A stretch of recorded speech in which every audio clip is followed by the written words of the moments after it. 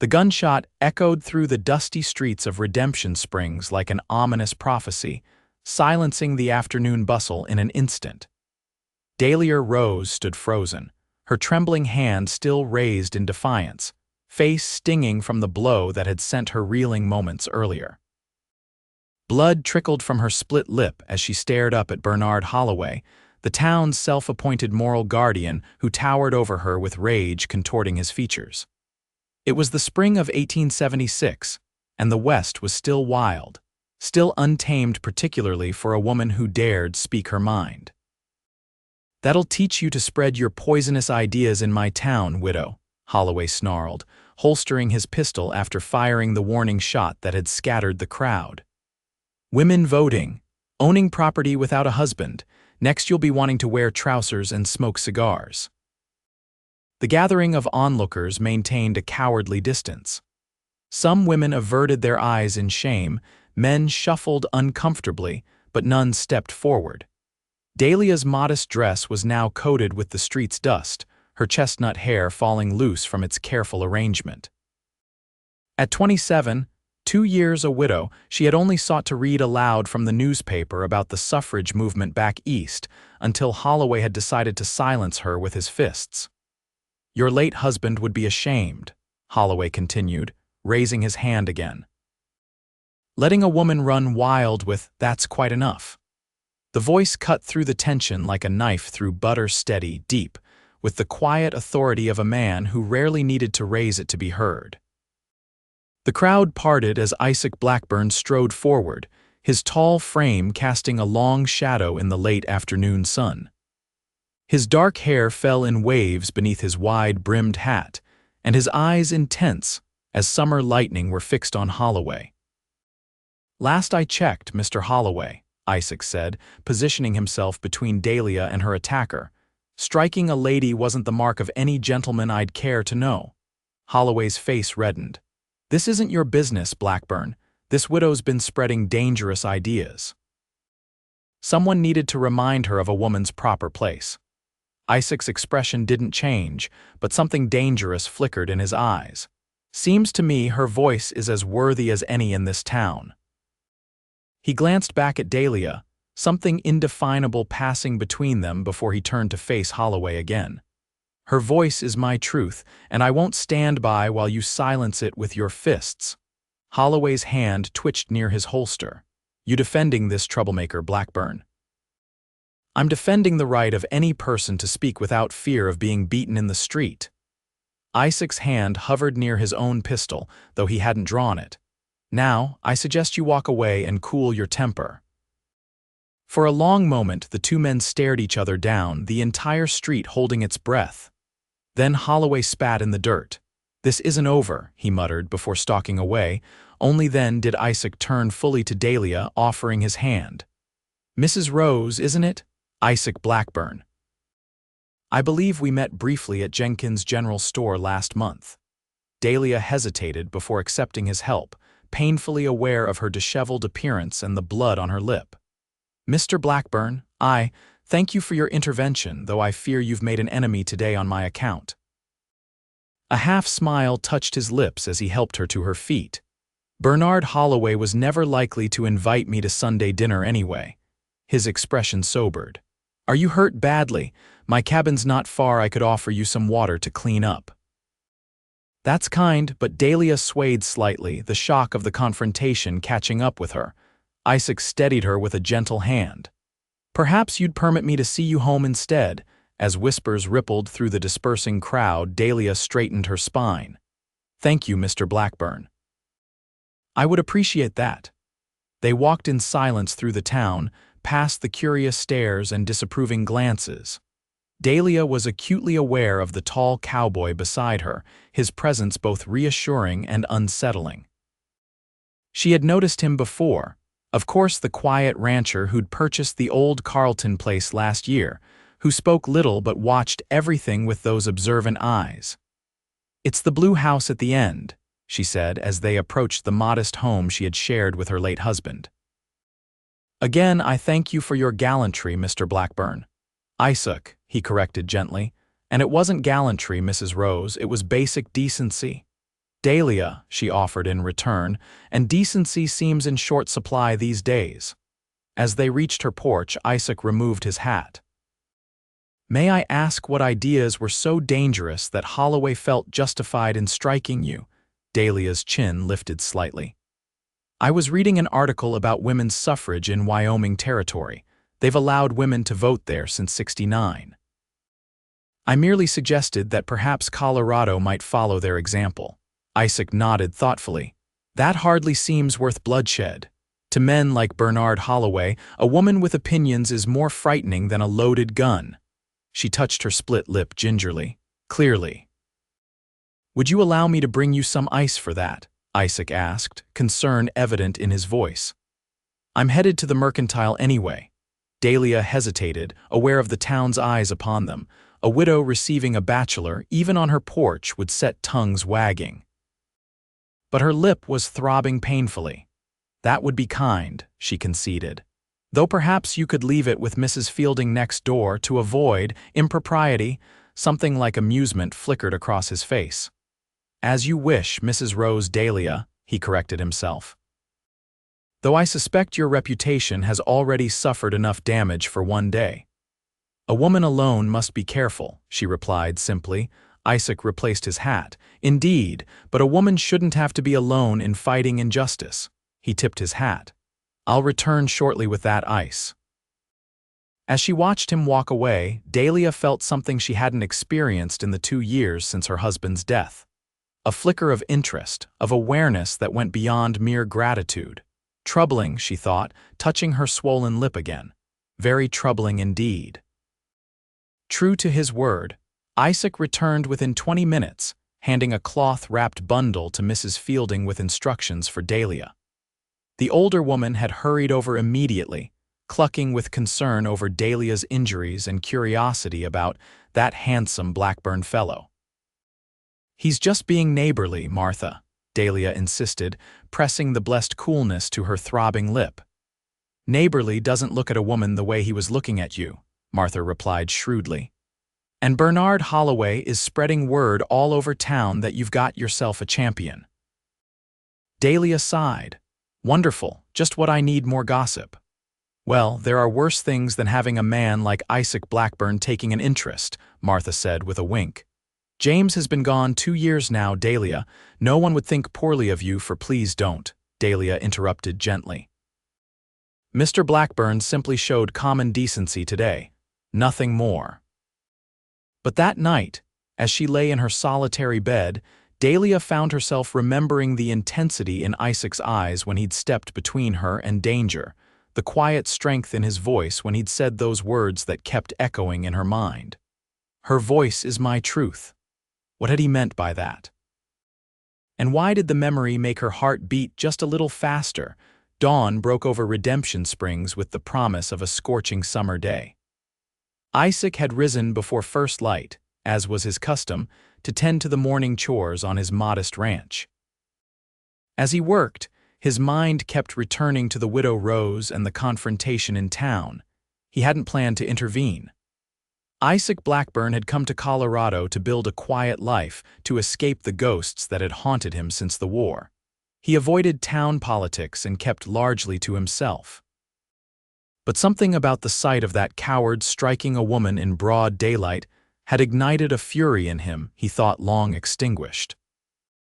And something about Dahlia rose herself her dignity even as she lay in the dust, the intelligence in those green eyes.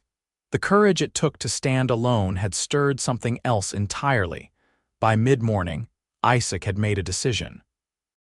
Saddling his stallion, Thunder, he rode into town, bypassing the main street to approach Dahlia's blue house from the back lane. He wasn't sure what reception he'd receive, but the need to check on her welfare outweighed his usual caution. He found her in the garden behind her house, wearing a simple work dress and wide-brimmed bonnet as she tended to a row of vegetables.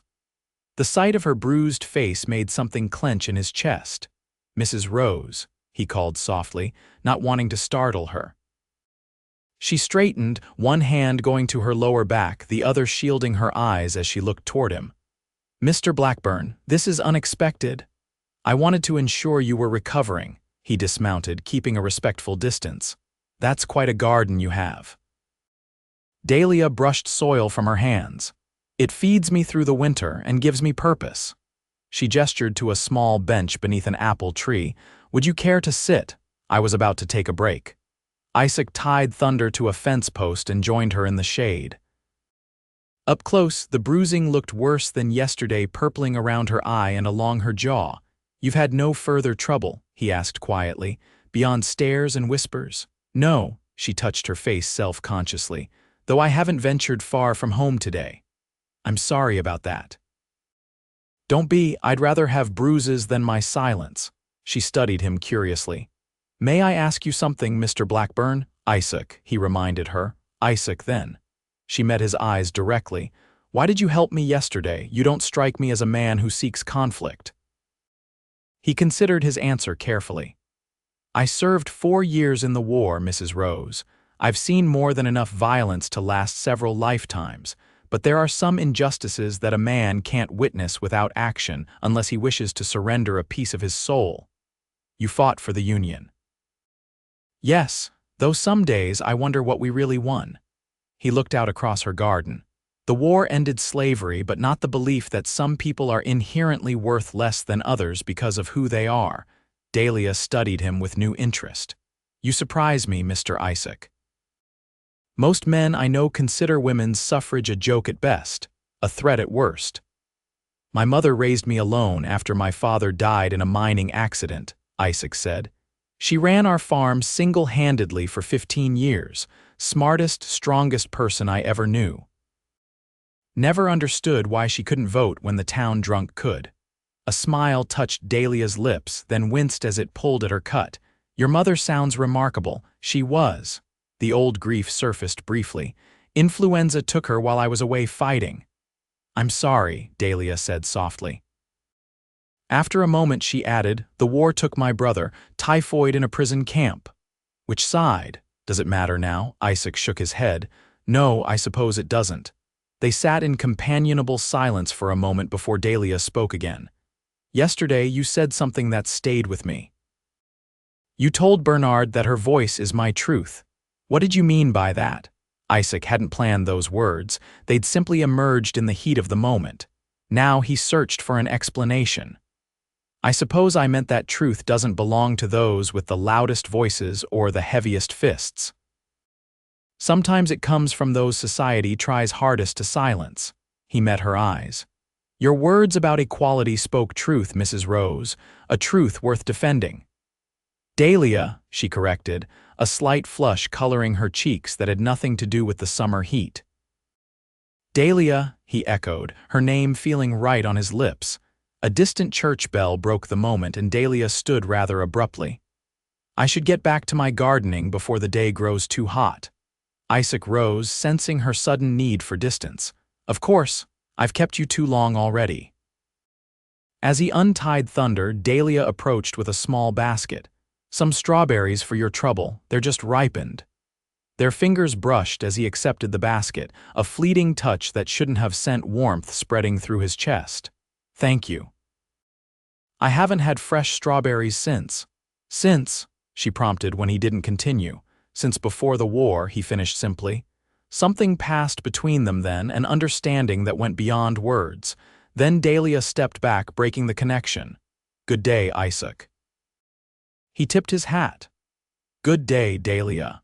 As he rode away, Isaac knew with certainty that his quiet, solitary existence had just become considerably more complicated. The next week passed in a strange dance of encounters that seemed both accidental and inevitable. Isaac found reasons to ride into town more often than his usual monthly visit. Dahlia discovered errands that took her past the road to his ranch.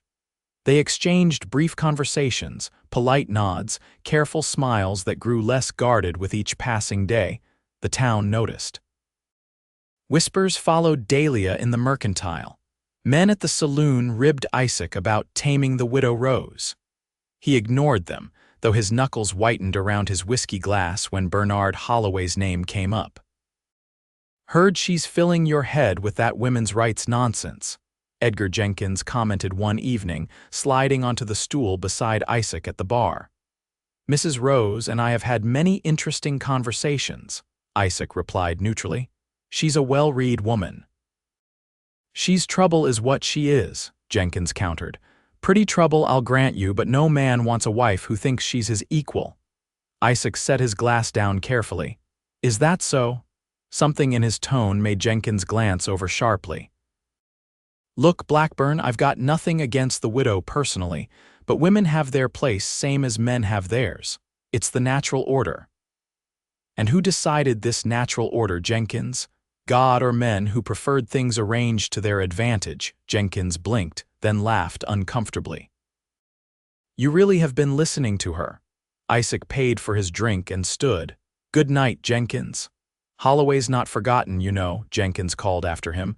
"He's just biding his time. Town council meeting next week, he's planning something." Isaac paused. "What sort of something?" Jenkins shrugged. "Don't know details. Just heard him talking with Mayor Phillips. Something about maintaining moral standards in Redemption Springs." A sense of foreboding settled in Isaac's gut as he stepped into the night air. He needed to warn Dahlia. He found her the next morning at the small cemetery on the outskirts of town. She knelt beside a well-tended grave, replacing wilted flowers with fresh ones. Isaac waited at her respectful distance until she noticed him and beckoned him forward. "My husband, James," she said simply, gesturing to the headstone. "Pneumonia took him 2 winters ago." Isaac removed his hat. "I'm sorry for your loss. We had 8 good years together." Her expression was gentle, touched with old grief but not consumed by it. "He was a kind man. Encouraged my reading, my interests. He would have stood with me about the suffrage movement. He sounds like a good man." "He was." She traced the carved name with her fingertips. "What brings you here this morning, Isaac?" He told her about Jenkins' warning, watching concern shadow her face. "I suspected something like this might happen," she said. "Bernard has the mayor's ear and half the town council are his drinking companions." "What will you do?" Dahlia stood, brushing dirt from her skirts. "Attend the meeting, of course." "Whatever accusations he makes, I want to face them directly. That could be dangerous. So is allowing men like Bernard Holloway to dictate what women can say or think." Her green eyes flashed with determination. "I won't hide, Isaac," he nodded slowly. "Then I'll be there too." "You don't have to involve yourself further in my troubles. I'm already involved," he interrupted gently. "And I'd like to hear what Holloway has to say for myself." They walked back toward town together, close but not touching, aware of the eyes that followed them. As they reached the point where their paths would diverge, Dahlia hesitated. Would you care to join me for supper tomorrow, as thanks for your warning and your support?" The invitation surprised him, though perhaps it shouldn't have. "I'd be honored. 6 o'clock then." A hint of color touched her cheeks. "I should warn you I'm a passable cook at best." "I've been cooking for myself for years," Isaac replied with a smile. "Anything you make will be a vast improvement." As he watched her walk away, Isaac wondered if he was making a terrible mistake. Getting involved with town politics was exactly what he'd sworn to avoid, and getting involved with Dahlia Rose might be even more dangerous to his peace of mind and possibly to his heart. But as he turned toward his ranch, Isaac knew he would change nothing. Some paths, once started upon, cannot be abandoned. Dahlia spent most of the next day in a state of nervous anticipation that she tried to dismiss as ridiculous. It was merely a friendly supper, a thank-you gesture to a man who had shown her kindness. Nothing more. Yet she found herself selecting her best tablecloth, polishing the silver that rarely saw use these days, and wearing her second-best dress, the blue one that James had always said matched her eyes.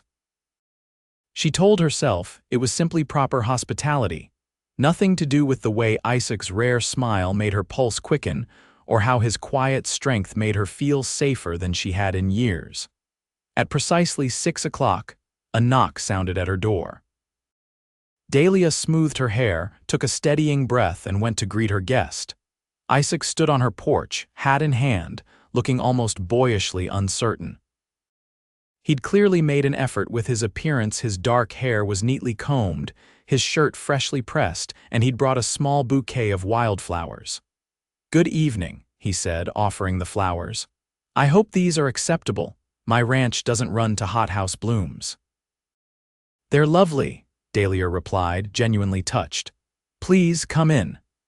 She showed him into her small parlor, acutely aware that this was the first time a man other than Dr. Peterson had crossed her threshold since James's death. The room suddenly seemed too intimate, too personal, with its feminine touches and the photographs of her married life displayed on the mantel. "You have a beautiful home," Isaac said, his eyes taking in the bookshelves that lined one wall. "Quite a collection of books." "James and I both loved reading. He was the town schoolteacher before his illness." Dahlia gestured toward the dining room. "Shall we eat? Everything's ready." The meal passed more comfortably than she had anticipated. Isaac proved to be a thoughtful conversationalist when given the opportunity, and Dahlia found herself sharing stories about her childhood in Pennsylvania, her journey west with James, and her life in Redemption Springs. In turn, Isaac spoke of his Ohio upbringing, his mother's struggle to maintain their farm, and his experiences during the war. Though she noted, he kept those tales carefully edited. "You never married?" she asked as they lingered over apple pie and coffee. A shadow crossed his face. "Once I was engaged, before the war," Dahlia waited, sensing there was more to the story. "Her name was Alina," Isaac continued after a moment. "We grew up together, planned a life together. Then the war came." He stared into his coffee cup. "I enlisted immediately. She begged me not to go." "But you felt you had to," Dahlia said softly. "I believed in the cause, believed I could make a difference." His smile was tinged with bitterness.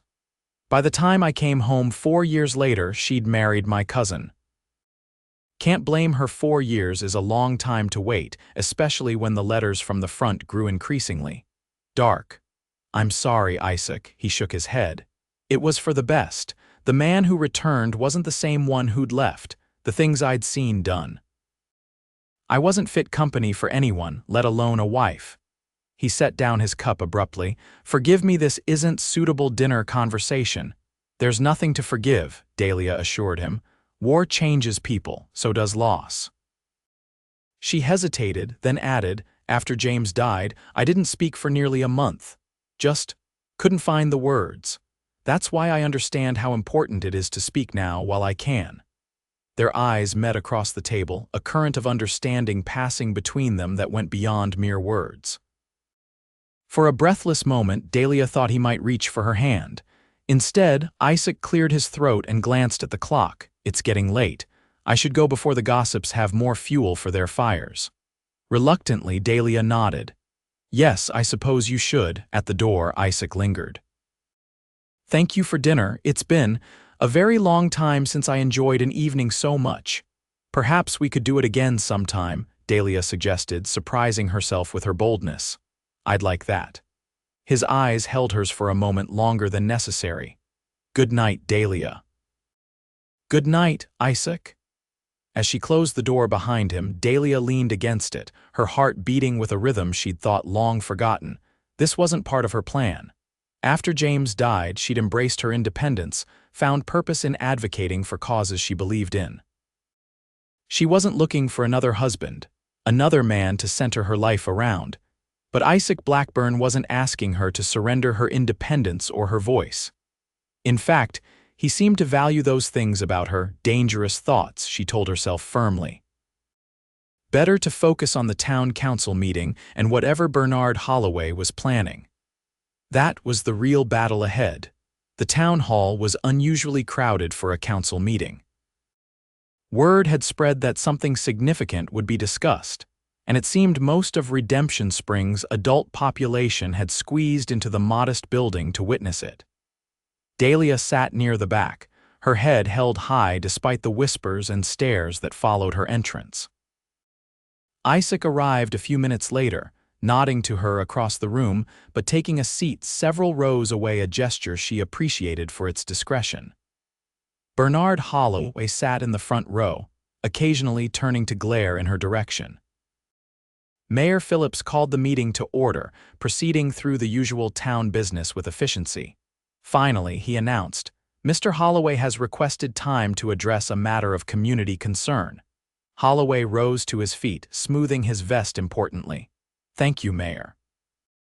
Fellow citizens, I come before you tonight deeply troubled by recent events in our peaceful community.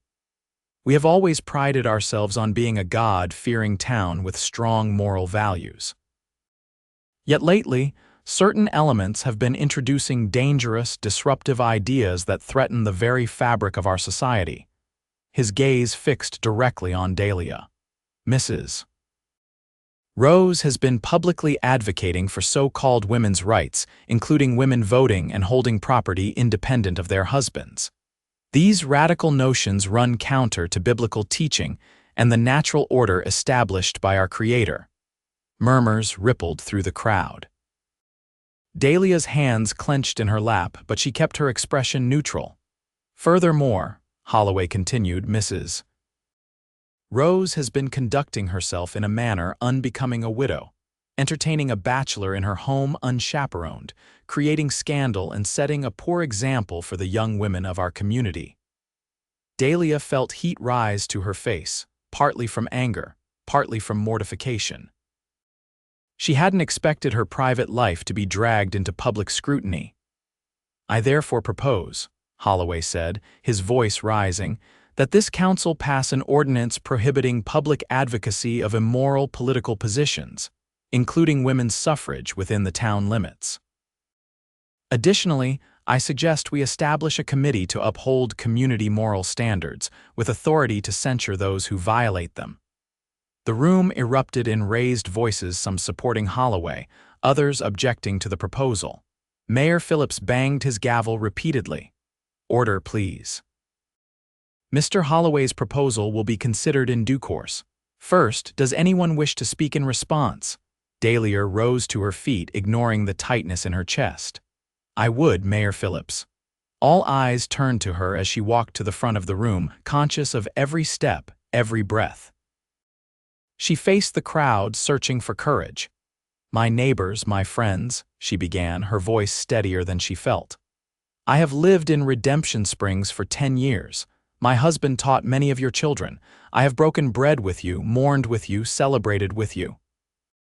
Yet now, I stand accused of immorality and dangerous thinking because I believe women should have a voice in the laws that govern them."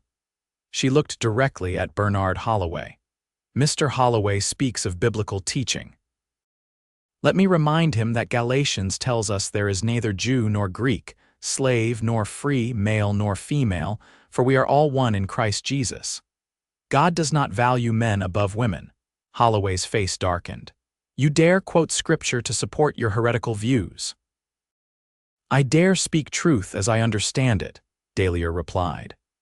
"As for my personal conduct, I invited Mr. Blackburn to dinner as thanks for his assistance after you publicly assaulted me, Mr. Holloway. If there was impropriety, it existed only in gossip, not in reality." "A woman alone with a man invites sin," Holloway insisted. "A woman alone with a man invites conversation," Dahlia countered. "Or are you suggesting that men are such base creatures they cannot control themselves in a woman's presence? That seems a greater insult to men than anything I've proposed." Several men in the audience shifted uncomfortably. A few women exchanged glances and whispered behind their hands. "The ordinance Mr. Holloway proposes would not only silence women but establish a dangerous precedent," Dahlia continued. "Today it's women's suffrage deemed immoral. Tomorrow, what other ideas might be forbidden?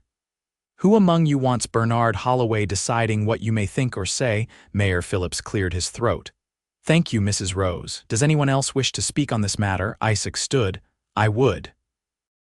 A ripple of interest moved through the crowd as he made his way forward, his tall frame commanding attention without effort. He nodded respectfully to the mayor before turning to face the assembled townspeople.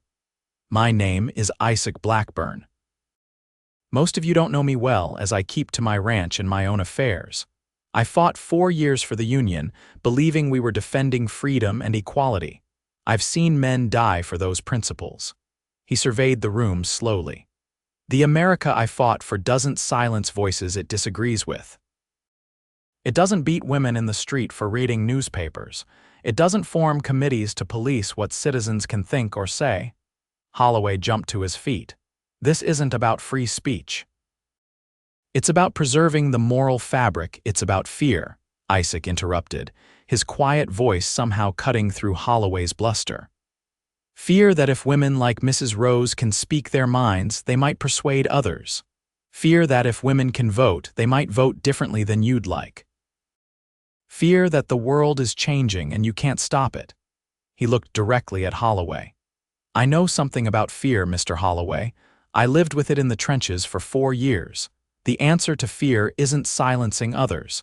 It's finding the courage to engage with ideas different from your own.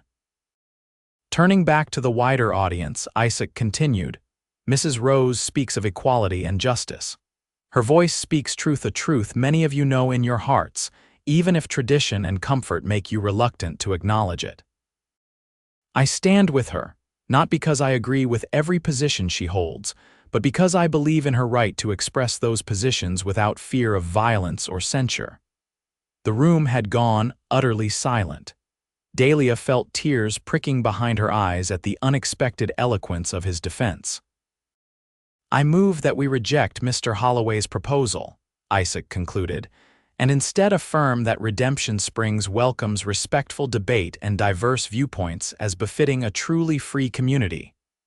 For a moment, no one spoke. Then Martha Fielding stood from her seat near the middle of the room. I second Mr. Blackburn's motion, she said firmly. Mayor Phillips looked flustered. This isn't the normal procedure. Put it to a vote, Mayor, called Reverend Thomas from the third row. Let's see where this community truly stands. Faced with mounting pressure from the crowd, the mayor reluctantly agreed.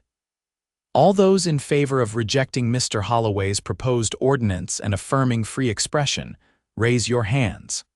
Hands went up throughout the room, not a majority, perhaps, but far more than Dahlia had dared hope for. She saw women whose husbands kept their hands down defiantly raising theirs, saw younger men nodding in agreement with Isaac's words. All those opposed, Holloway's supporters made a strong showing, but when the informal count was completed, the mayor announced, the motion carries, 28-21. Mr. Holloway's proposal is rejected. A mixture of cheers and disgruntled muttering filled the room. Holloway stormed toward the exit, pausing only to hiss at Isaac, This isn't over, Blackburn, not by a long shot. As the meeting broke up, Dahlia found herself surrounded by women offering quiet support and men expressing grudging admiration for her courage. By the time she could make her way to Isaac, he was already at the door, waiting for her. May I walk you home? He asked simply. Please, she replied, suddenly exhausted as the tension of the evening caught up with her. They walked in companionable silence through the darkened streets, the stars brilliant overhead in the clear summer night. When they reached her porch, Dahlia turned to face him. Thank you, Isaac. What you did tonight, I don't have words. You had plenty of words, he said with a small smile, impressive ones. I just added my support. It meant something coming from you, a war veteran, a man respected in the community. She hesitated, then added softly, it meant something to me. Their eyes held in the moonlight. Something shifted between them, a boundary crossing that had nothing to do with physical distance. Isaac took a half-step closer. Dahlia, the crack of a gunshot split the night, followed by the splintering of wood as a bullet embedded itself in the porch post inches from Isaac's head. Get down, Isaac shouted, pulling Dahlia to the floor of the porch as a second shot whizzed overhead. They lay there, hearts pounding as hoofbeats receded rapidly into the distance. After a long moment of silence, Isaac cautiously raised his head. Whoever it was is gone, he said grimly, helping Dahlia to her feet. Are you hurt? No, she whispered, trembling, but you nearly were. That first shot. Missed by a good margin, Isaac finished, examining the splintered post. Either a poor shot or a warning. Either way, I don't think we should assume this is a random incident. Holloway, Dahlia asked, wrapping her arms around herself, Possibly, or one of his supporters. Isaac's expression hardened. I'm staying tonight, I'll sleep on your porch. Isaac, you can't, I can and will. If whoever did this comes back, I intend to be here. His tone brooked no argument. I'll fetch my bedroll from my horse. Too shaken to protest further, Dahlia nodded. As she unlocked her door with trembling hands, the reality of what had just happened sank in. Someone had fired at them at Isaac because of her, because he had defended her. This is my fault, she said when he returned with his gear. If you hadn't stood up for me, stop, Isaac said firmly. This is the fault of whoever pulled the trigger, no one else. You're not responsible for other people's violence, Dahlia, she nodded, not entirely convinced. At least come inside for some coffee before you settle in for the night. It's the least I can offer. In her kitchen, as the coffee brewed, an uncomfortable silence fell between them. The easy rapport they'd developed seemed suddenly fraught with new tension, not just from the attack, but from the moment on the porch that had preceded it. What had Isaac been about to say before the shot rang out? Do you really believe what you said tonight? Dahlia asked finally. About women's equality, Isaac considered the question seriously. I believe no one should be denied rights based on circumstances of birth, whether that's race or wealth or sex. The war taught me that freedom isn't just a word to throw around in speeches. It's something people live and die for, something that matters in daily life. He accepted the cup she offered. Do I understand everything about women's suffrage or what equality would look like in practice? No. But I understand enough to know the current system isn't just that's. A more thoughtful answer than most men would give, Dahlia said, studying him over the rim of her cup. I've had more time to think than most men, Isaac replied. Ranching involves a lot of solitude. Their eyes met again, and that same current passed between them: recognition, understanding, and something more difficult to name. I should let you get some rest, Isaac said, setting down his cup. Lock the door behind me, I'll be right outside if you need anything. Dahlia walked him to the door, hesitating before saying, Be careful, Isaac, I couldn't bear it if you were hurt because of me. He touched her cheek lightly, the first time he'd initiated such contact. Some things are worth the risk, Dahlia. Then he was gone, settling himself on her porch with his rifle across his knees as she reluctantly closed and locked the door. Sleep eluded Dahlia that night.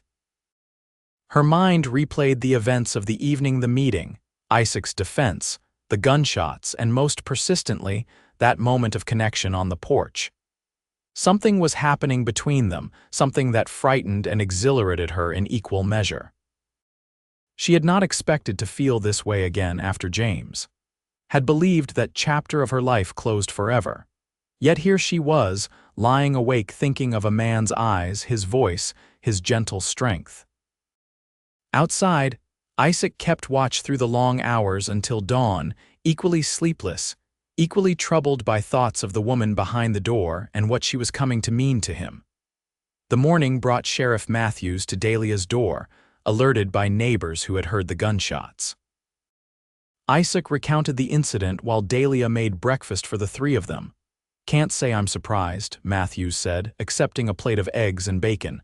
Holloway was mighty upset after that meeting. Man's got a temper. Do you think it was him? Isaac asked. The sheriff shrugged. Can't prove anything without witnesses. Could have been anyone who disagreed with what was said last night.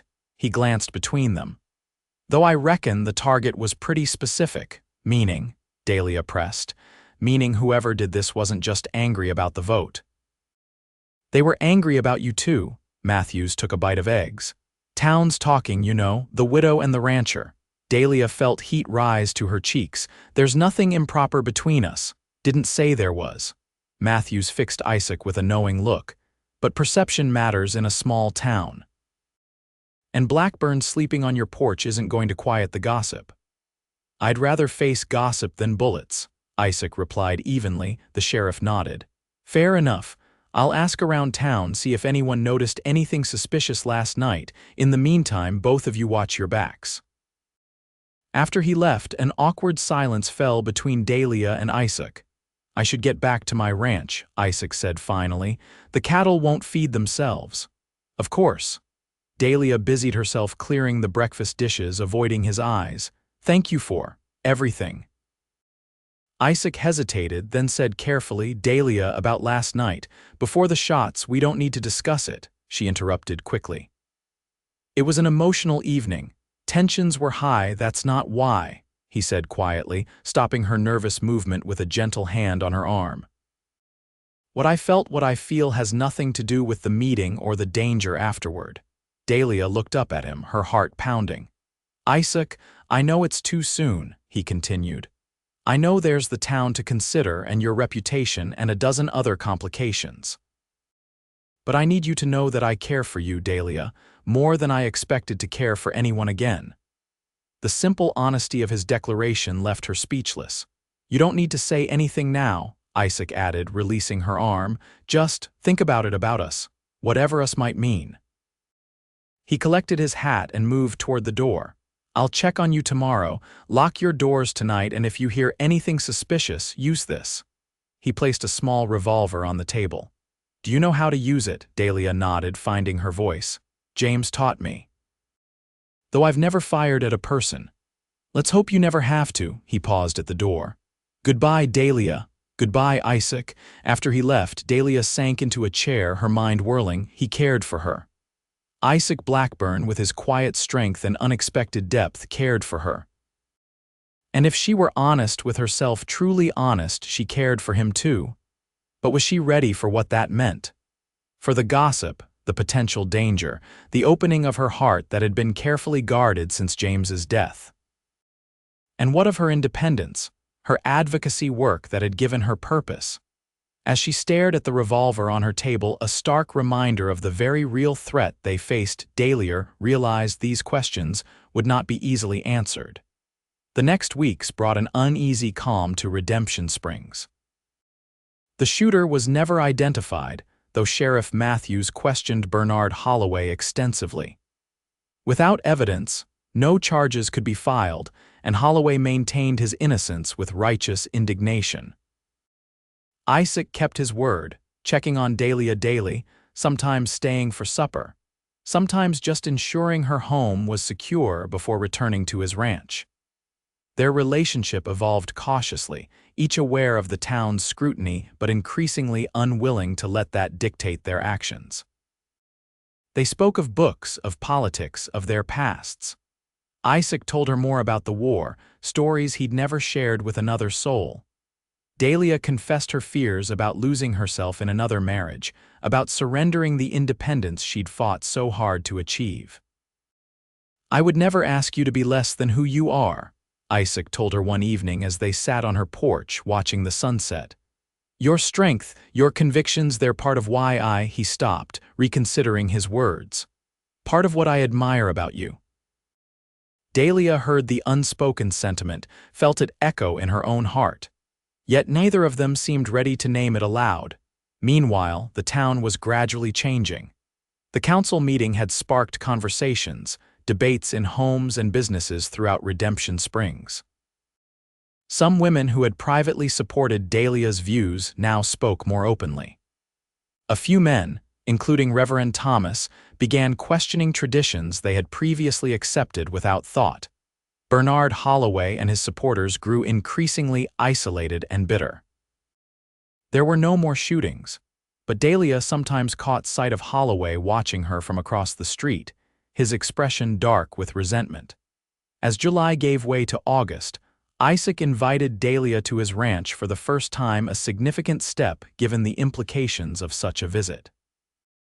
Martha Fielding agreed to accompany her as chaperone, her presence a concession to propriety that both Dahlia and Isaac accepted with good grace.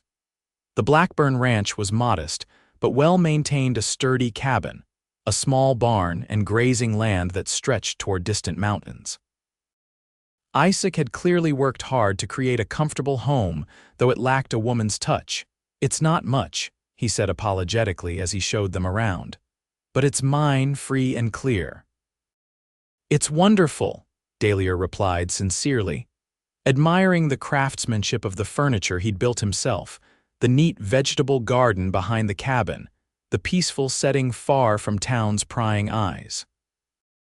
Martha made herself conveniently scarce, inspecting the garden with exaggerated interest while Isaac led Dahlia to a ridge overlooking a small creek. They sat on a fallen log, watching the water sparkle in the afternoon sun. "I come here to think," Isaac said.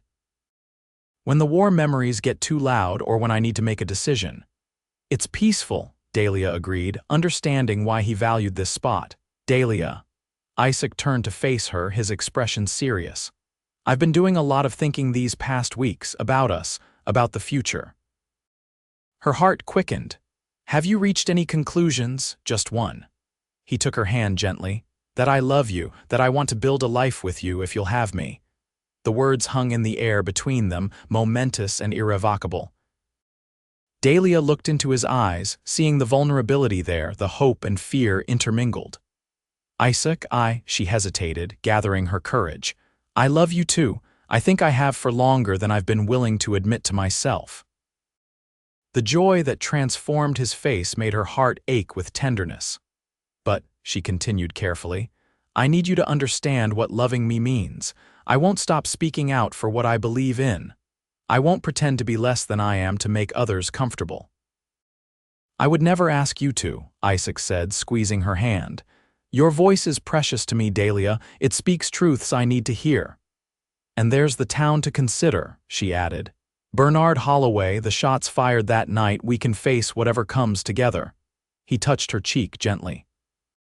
"I'm not proposing marriage today, it's too soon for both of us, but I want you to know my intentions, my heart." Dahlia leaned into his touch, allowing herself to trust this feeling, this man. "Then yes, Isaac, yes to us exploring what this could be."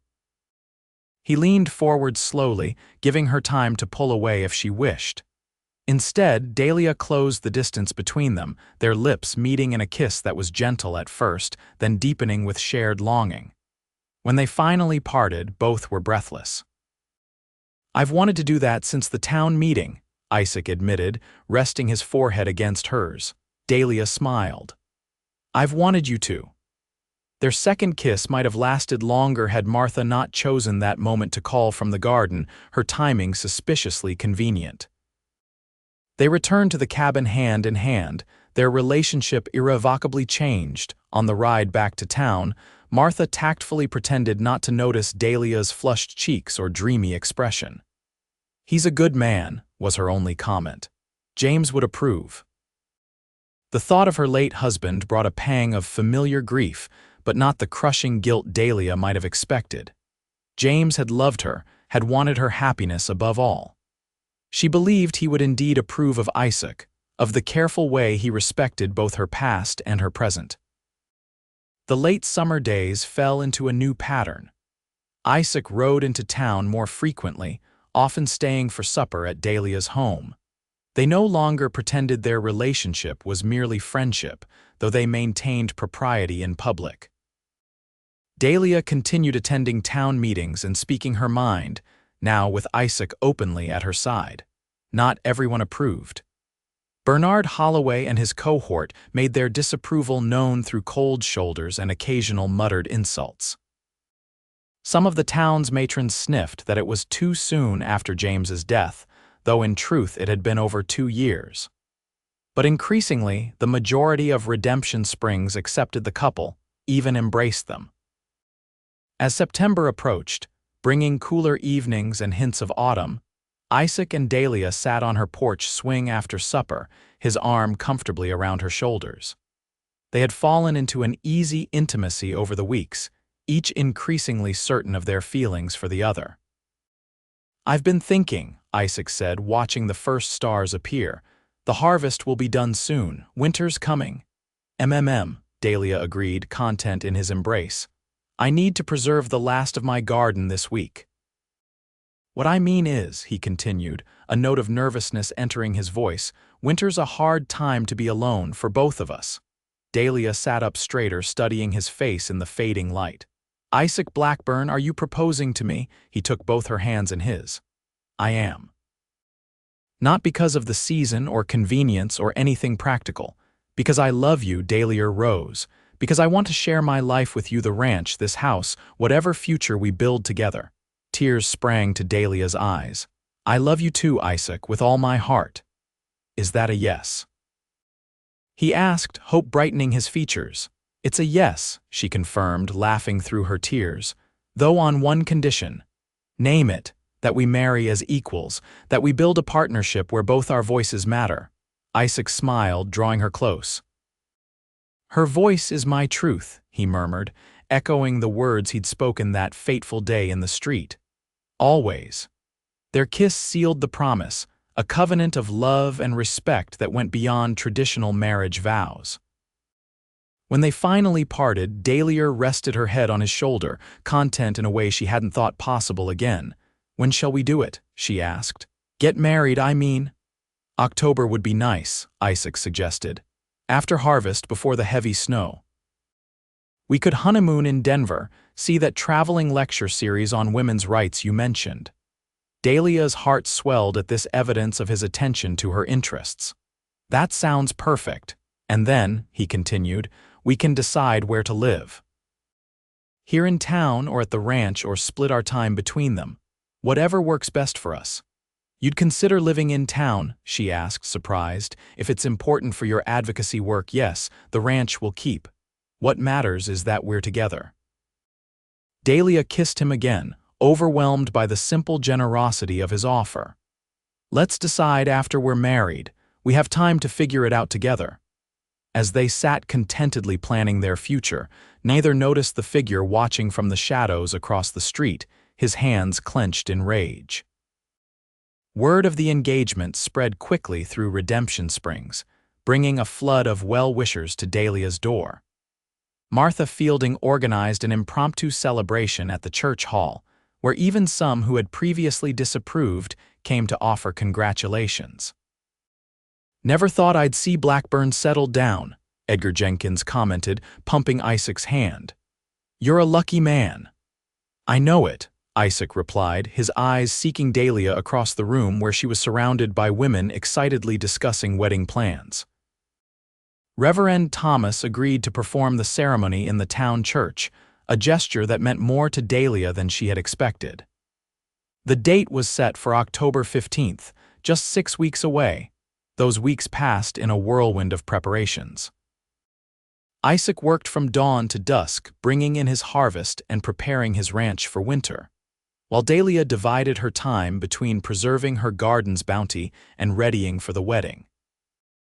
They saw less of each other than they would have liked, but the anticipation of their upcoming marriage sweetened the separation. Bernard Holloway remained conspicuously absent from the celebrations. When Isaac encountered him at the mercantile one afternoon, Holloway deliberately turned his back, refusing to acknowledge him. Isaac let it pass, unwilling to let old grievances overshadow his happiness. The morning of October 15th dawned clear and cool, with just enough crispness in the air to hint at the winter to come. Dahlia stood in her bedroom, Martha helping her with the buttons of her wedding gown, not white, which would have seemed inappropriate for a widow, but a soft blue that complemented her eyes. Her hair was arranged simply, with sprigs of late-blooming wildflowers woven through the chestnut waves. You look beautiful, Martha said, blinking back tears. James would be so proud and so happy for you. Dahlia touched the locket at her throat inside, a small portrait of her first husband, a private acknowledgement of the love she still carried for him, even as she opened her heart to Isaac. I think he would, she agreed softly. The church was filled to capacity when Dahlia arrived. She had no family to give her away, so Reverend Thomas himself escorted her down the aisle to where Isaac waited, looking more handsome than she'd ever seen him in his best suit. His dark hair neatly combed, his eyes lighting with joy as he saw her. The ceremony was simple but deeply meaningful. When they exchanged vows, Isaac had surprised her by adding his own words. I promise to honor your voice as my truth, to stand beside you in all your battles, and to love you not despite your strength but because of it. There wasn't a dry eye in the church as they sealed their union with a kiss, now husband and wife before God and their community. The celebration afterwards spilled from the church hall into the street, the entire town seemingly determined to mark the occasion properly. There was dancing, feasting, and enough goodwill to make Dahlia feel truly accepted in a way she hadn't since before James's death. As the festivities continued, Isaac drew her aside for a moment of privacy. "Happy, Mrs. Blackburn?" "Very," she assured him, still getting used to her new name. "Though I might keep using Rose for my advocacy writing."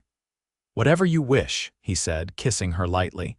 "Your name, your voice, your choice." They were interrupted by Sheriff Matthews, looking uncharacteristically formal in his Sunday best. "Congratulations to you both, fine day for a wedding." "Thank you, Sheriff," Dahlia replied warmly. "Wanted to let you know Bernard Holloway left town last night. Seems he sold his property to Jenkins and took the eastbound train." Isaac and Dahlia exchanged surprised glances. "Did he say why?" Isaac asked. Matthews shrugged. "Left a note saying Redemption Springs had changed too much for his liking. Said he was heading back to St. Louis where traditional values still meant something." After the sheriff moved on, Dahlia leaned against her husband's shoulder.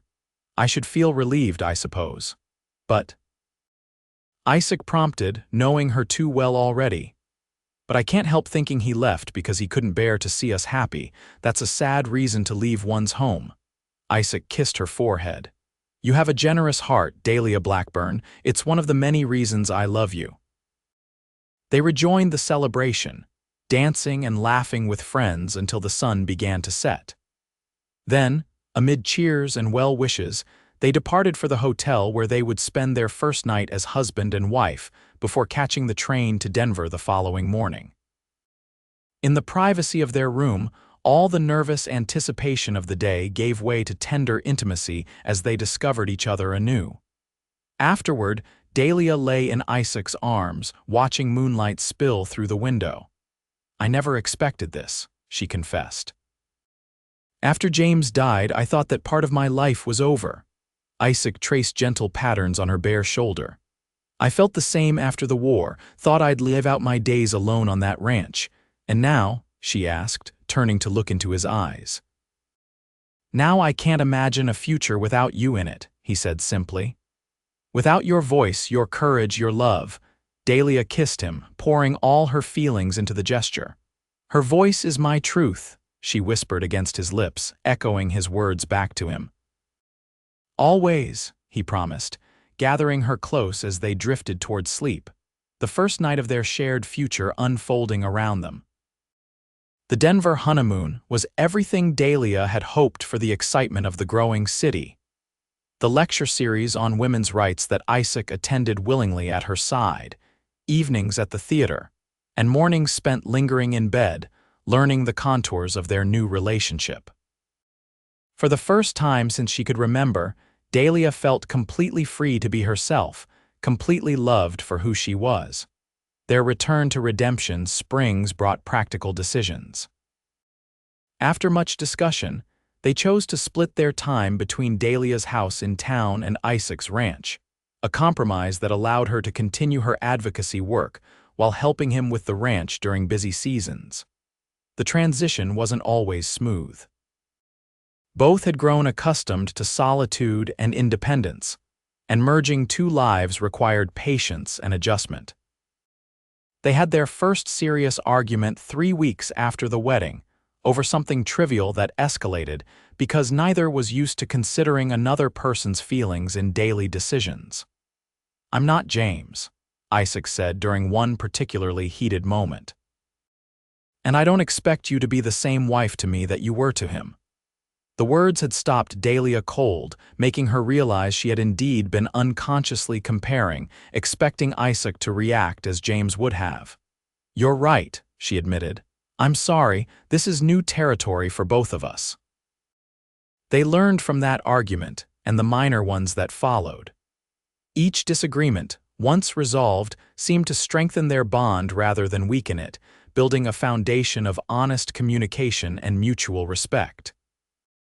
Winter settled over Redemption Springs, bringing heavy snow and long evenings by the fire. They spent Christmas at the ranch, Dahlia decorating the cabin with evergreen boughs and homemade ornaments, transforming the bachelor residence into a warm family home.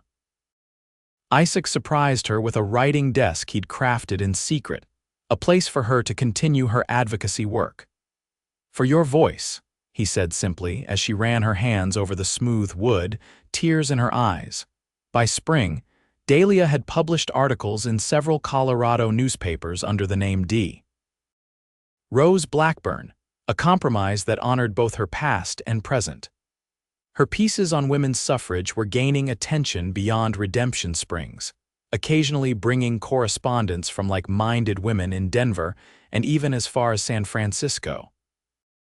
Isaac supported her work wholeheartedly, often discussing her ideas as she drafted articles, offering perspectives she hadn't considered.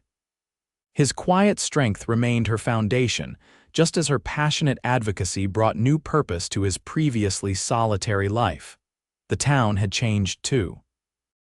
With Bernard Holloway gone, some of the rigid opposition to women's involvement in civic affairs had diminished.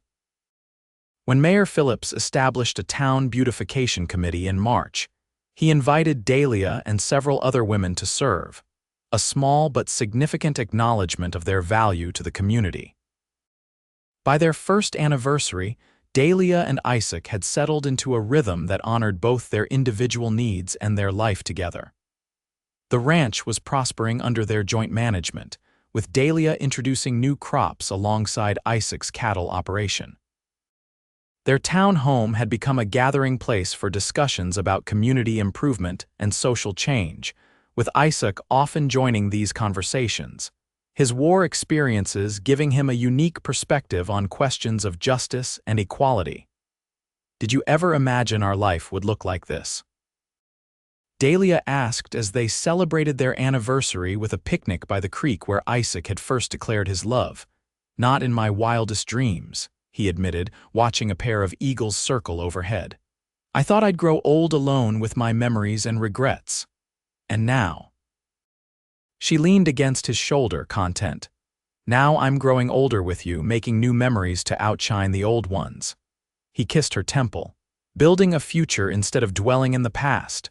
Dahlia's hand drifted to her stomach, where the first subtle signs of new life were beginning to show. "Speaking of the future..." Isaac followed her gesture, his eyes widening. "Dahlia, are you? Dr. Peterson confirmed it yesterday," she said, watching joy transform his face. "Early September, he thinks." Isaac gathered her into his arms, laughing with delight. "A baby, our baby." "Are you happy?" she asked needlessly, seeing the answer in his eyes. "Happier than I ever thought possible." He placed a gentle hand over hers, protecting the tiny life they'd created. "Boy or girl, I hope they have your courage and your voice. And your kindness," Dahlia added, "your integrity." They sat together as the sun began its descent, talking of names and plans, of the nursery they would prepare at both homes, of the world they hoped to create for their child, a world where all voices were valued, where truth could be spoken without fear. As twilight gathered around them, Isaac helped Dahlia to her feet, cradling her close against the evening chill. "We should head back before dark." She nodded, taking his hand as they walked toward home, not the ranch or the townhouse, but the home they had built together in their hearts, a sanctuary of love and respect that had begun with a single act of courage on a dusty street. "Her voice is my truth," Isaac had said that day, defending a widow he barely knew against injustice. "Her voice is my truth," he had promised on their wedding day, committing to a partnership of equals. "Her voice is our truth," he whispered now, his hand resting protectively over their unborn child, a legacy of love that would carry their shared values into the future. Dahlia squeezed his hand, her heart full. In a world that had tried to silence her, she had found her voice. In a man who had known too much violence, she had found peace. Together, they had found a truth worth fighting for, the truth that love, when founded on respect and courage, can change not just two lives but an entire community. As the first stars appeared overhead, lighting their way home, Dahlia and Isaac walked forward together into the promise of tomorrow. Their voices joined in a harmony that would echo long after them, into a future they were helping to create with every word spoken in freedom and every truth embraced in love.